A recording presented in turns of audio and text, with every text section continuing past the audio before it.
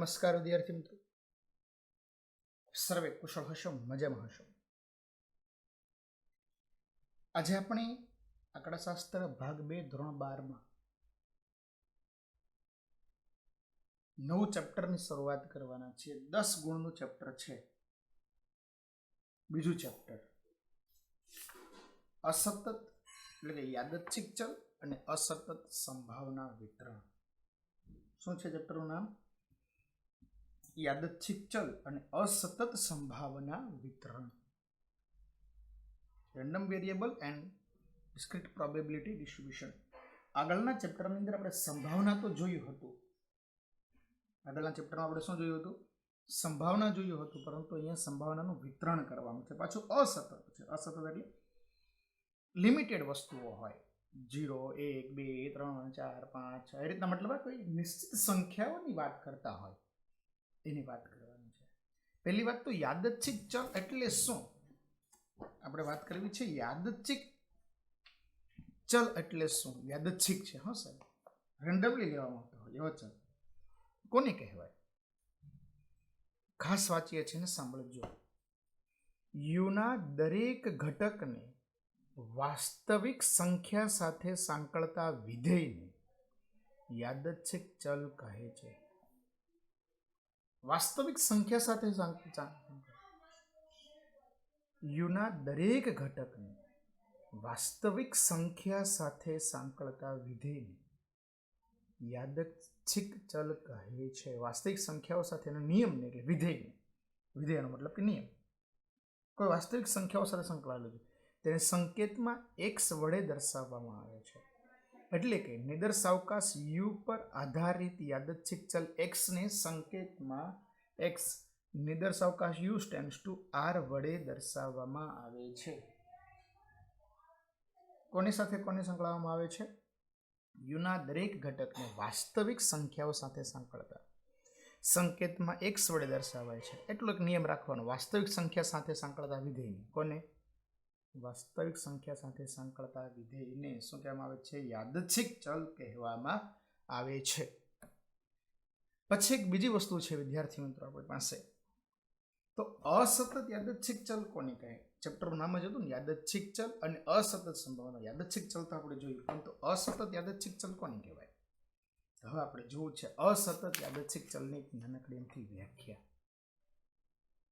જે યાદચ્છિક ચલ x વાસ્તવિક સંખ્યા ગણ r ની શાંત સંખ્યામાં અથવા ગણ્ય અનંત કિંમતો ધારણ કરી શકે તેમ હોય તેવા ચલ x ને અસતત યાદચ્છિક ચલ કહેવાય છે.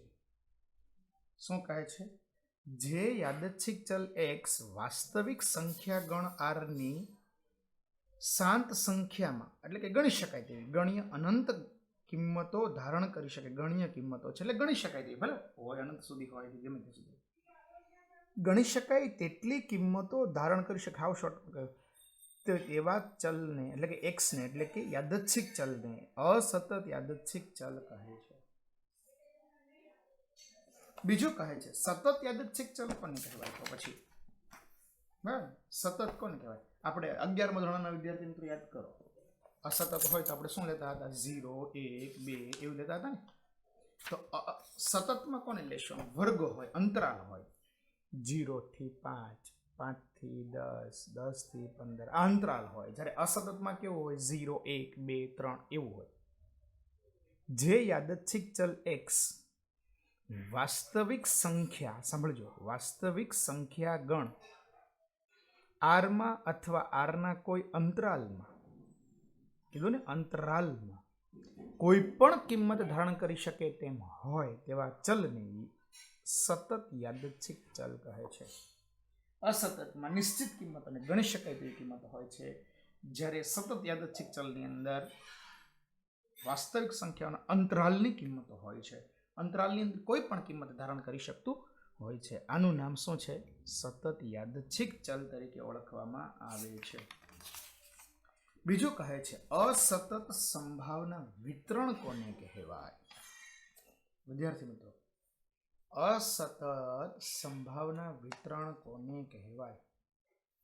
તો હવે જોઈએ છે વિદ્યાર્થી મિત્રો આપણે ધારો કે x એટલે કે યાદચ્છિક ચલ u તો r એ એક યાદચ્છિક ચલ છે જે r ના ઉપગણ x1 x2 x3 માંથી કોઈ પણ એક કિંમત ધારણ કરી શકે. વળી ધારો કે x એ ધારણ કરેલ કિંમતોની xi ની સંભાવના p x1 બીજું હોય તો p x2 ત્રીજું હોય તો p x3 ની અને સિગ્મા p xi એટલે કે સંભાવનાઓનો સરવાળો એટલે કે સંભાવના વિતરણનો સરવાળો 1 હોય તો વાસ્તવિક કિંમતોના ગણને યાદચ્છિક ચલ x નું અસતત વિતરણ કહે છે. મેં કીધું ને અસતત સંભાવના વિતરણ જે છે એનો સરવાળો છે, સંભાવનાઓ જે છે એનો સરવાળો જે છે તે કેટલો થાય છે? 1 થાય છે. કેટલો થવાનો છે વિદ્યાર્થી મિત્રો? 1 થવાનો છે. u ટેન્ડ્સ ટુ r એક યાદચ્છિક ચલ છે, એની અંદર દરેક ગણ હોય, ઉપગણ હોય x1 x2, એની કિંમતો, એની સંભાવના xi ની કિંમતોની સંભાવના pxi એટલે કે 1 2 3 જે હોય તે અને એનો સરવાળો એટલે કે સિગ્મા pxi = 1 હોય તો વાસ્તવિક કિંમતોના ગણ યાદચ્છિક ચલ x નું સંભાવના વિતરણ કહે છે. જુઓ તમે ઉપગણ છે x1 x2 x3 x4 x5 x6 એ રીતના જે હોય ત્યાં સુધી જશે તો એની સંભાવના px1 px2 px3 px4 આવું જ્યાં સુધી ચાલતું હોય ત્યાં સુધી હોય છે. અને શું કહેવામાં આવે છે વિદ્યાર્થી મિત્રો? અસતત સંભાવના વિતરણ કહેવામાં આવે છે. શું કહીશું આપણે? અસતત સંભાવના વિતરણ તરીકે ઓળખવામાં આવે છે. હવે આપણે જોવું છે એમાં આવતા મધ્યક અને વિચરણની વાત કરવી છે સાહેબ. અસતત યાદચ્છિક ચલના મધ્યક અને વિચરણ કેવા હોય છે?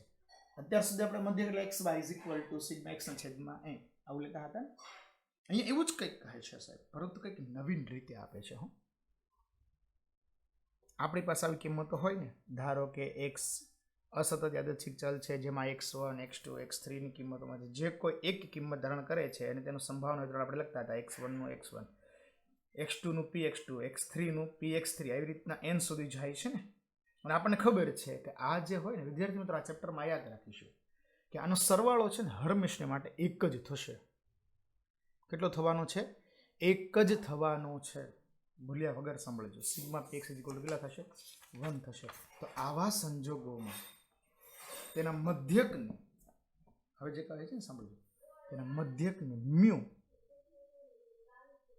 અથવા સિગ્મા x વડે દર્શાવવામાં અસતત યાદચ્છિક ચલ x ના મધ્યકને મ્યુ અથવા સિગ્મા x વડે દર્શાવવામાં આવે છે, જેની સૂત્ર છે આપણી પાસે વિદ્યાર્થી મિત્રો.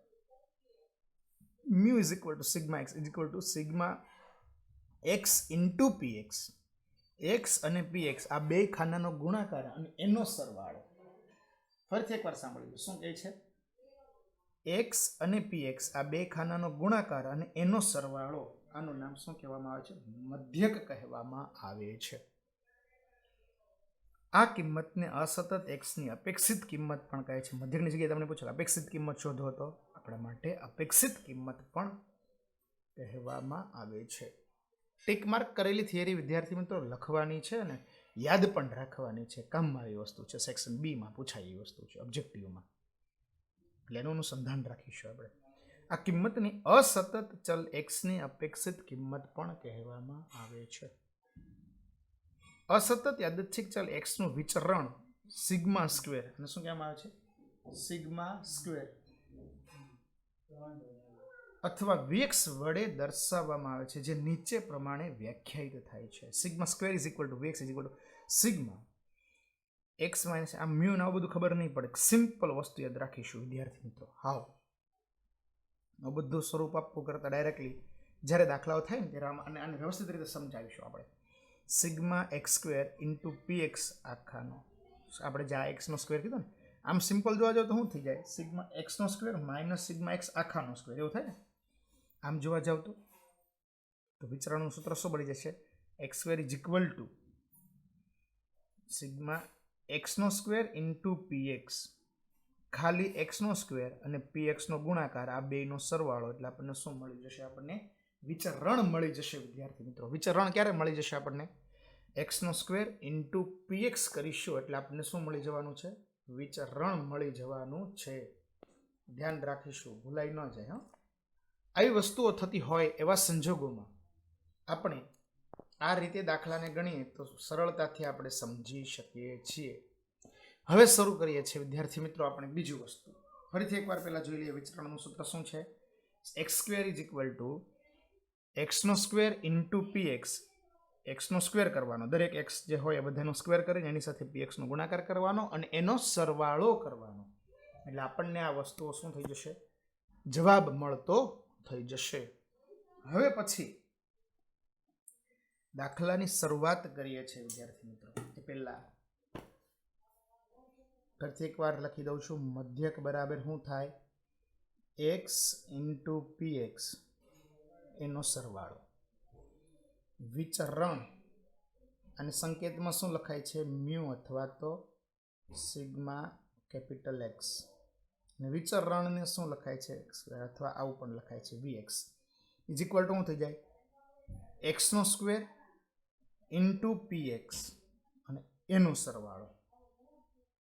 આ શું છે વિદ્યાર્થી મિત્રો, આપણો વિચરણ છે. શું છે, વિચરણ છે. હવે આપણે ચાલવું છે વિદ્યાર્થી મિત્રો સ્વાધ્યાય 2.1 તરફ. દરેક વિદ્યાર્થી મિત્રો વ્યવસ્થિત રીતે ધ્યાન આપે તો આ દાખલાઓ બહુ ઇઝી છે ને 10 ગુણ આપણે આમાંથી મેળવી શકીએ એમ છીએ. તો સ્વાધ્યાય 2.1 દાખલા નંબર 1. ચાલો સ્વાધ્યાય 2.1 દાખલા નંબર 1. નીચે આપેલ વિતરણ એ અસતત x નું સંભાવના વિતરણ છે કે નહીં તે ચકાસો. Okay good. શું આપેલું છે તે આપણે લખી દઈએ. px is equal to x plus 2 divided by 25. અને જ્યાં x બરાબર કેટલા છે, 1 2 3 4 અને 5 આટલું આપેલું છે સાહેબ.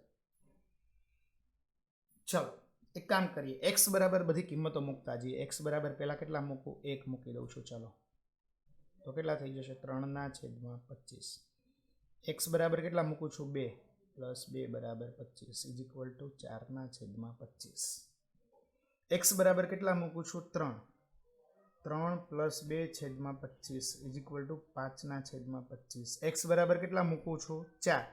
જ્યાં x દેખાય છે ત્યાં જ કિંમત મૂકું છું. 4 પ્લસ 2/25 ઇઝ ઇક્વલ ટુ 6/25.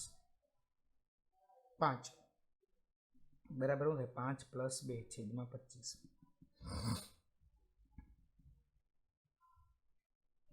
બરાબર. આ વિતરણ છે કે નહીં તે ચકાસવાનું છે. વિતરણનો રૂલ શું છે સાહેબ, sigma px is equal two, નિયમ છે કેટલા થવા જોઈએ, 1 થવો જોઈએ. ચાલો તો આ બધાનો સરવાળો કરો. Sigma px is equal two p1 plus p2 p3 p4 p5. Ready.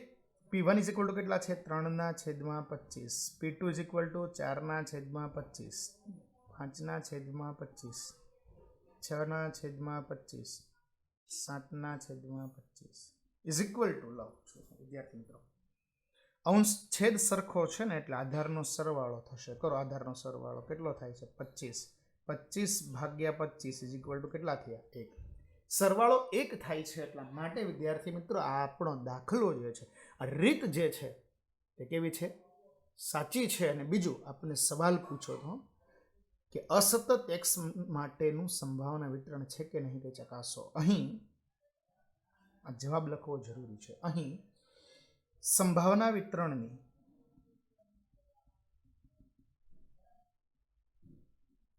શરતોનું પાલન થાય છે. તેથી આપેલ વિતરણ એ અસતત ચલ x નું સંભાવના વિતરણ છે.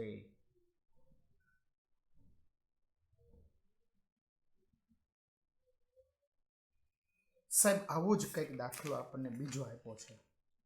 જોઈએ દાખલા નંબર 2, સ્વાધ્યાય 2.2 સોરી 2.1.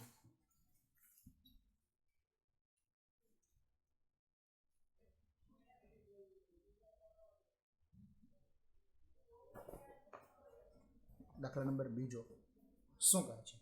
નીચે આપેલ વિતરણ એ એક્સનું સંભાવના વિતરણ હોય તો અચળાંક શોધો. ચાલો 2 નંબર px = શું આપ્યું છે? 6 માઇનસ માનાંકમાં x માઇનસ 7 છેદમાં k. x બરાબર કેટલા આપ્યા છે? 4 5 6 7 8 9 અને 10 આટલું આપેલું છે વિદ્યાર્થી મિત્રો. ચાલો x બરાબર કિંમત મૂકવા છે. પહેલા કેટલા મૂકું છું? 4 મૂકું છું. આપણને ખબર છે વિદ્યાર્થી મિત્રો, માનાંકમાં 4 હોય, માનાંકમાં બાદબાકી કરો એટલે શું થઈ જાય? પ્લસ જ સમજવાનું હોય. શું સમજવાનું હોય? પ્લસ જ સમજવાનું. 4 માઇનસ 7 કરો એટલે કેટલા થાય? હકીકત -3 થાય ને. 4 માંથી 7 જાય -3 થાય, પરંતુ માનાંક હોય, માનાંક છૂટે એટલે માઇનસ સમજવાનું હોતું નથી. તો 3 વધશે. કેટલા વધશે? 3. તો આવું કહી શકાય 6 માઇનસ 3 = કેટલા થાય? 3/k. કેટલા થઈ જશે? 3/k. પછી કેટલા મૂકી દો? 5. ચાલો 5 માઇનસ 7 તો કેટલા થઈ જશે? 4/k. 6 માઇનસ 7 = k કેટલા થઈ જશે? 5/k. 7 લઉં છું. 7 માઇનસ 7/k = 6/k થાય. પછી કેટલા લઉં છું? 8 લઉં છું સાહેબ હું. 8 માઇનસ 7/k = 5/k. પછી કેટલા થઈ જશે? 6 માઇનસ એટલે કેટલા મૂકી દેશે? 9 માઇનસ 7/k = 4/. 9 માંથી 7 જાય એટલે કેટલા વધે? 2. માનાંક છે ને એટલા માટે. કેટલા લઈ લઉં? 10. 6 માઇનસ 10 માઇનસ 7/k. માનાંકમાં છે એટલા માટે વિદ્યાર્થી મિત્રો આ બધી જ કિંમતો મળી ગઈ. સંભાવના વિતરણના ગુણધર્મ મુજબ સંભાવના વિતરણના ગુણધર્મ મુજબ P4 P5 P6 P7 P8 P9 P10 બરાબર. ચાલો P4 કેટલો છે? 3/k. Okay. P5 4/k, 5/k, 6/k, 5/k, 4/k, 3/k. આપણને ખબર છે આ બધાનો સરવાળો કેટલો થાય? 1 થવો જોઈએ. ગુણધર્મોનો નિયમ શું કહે છે? px = કેટલા થાય? સિગ્મા px = કેટલા થવા જોઈએ? 1 થવા જોઈએ. આધાર કેવો છે? સરખો છે ને. બધાના છેદમાં કેટલા છે વિદ્યાર્થી મિત્રો? k. તો આપણે એવું કરી શકીએ માટે છેદમાં k લઈ લો તો અંશનો સરવાળો કરો. 3 ને 4 7 ને 5 12 ને 6 18 18 ને 5 22 ને 4 26 ને 29 30 થયા. કેટલા થાય છે ટોટલ? 30k થાય છે. જો 4 અને 7 7 ને 5 12 12 ને 6 18 18 ને 5 23 23 ને 4 27 ને 3 30 = 1. ભાગાકારમાં છે, અહીંયા જાય તો ગુણાકારમાં. માટે k = કેટલા થઈ જશે?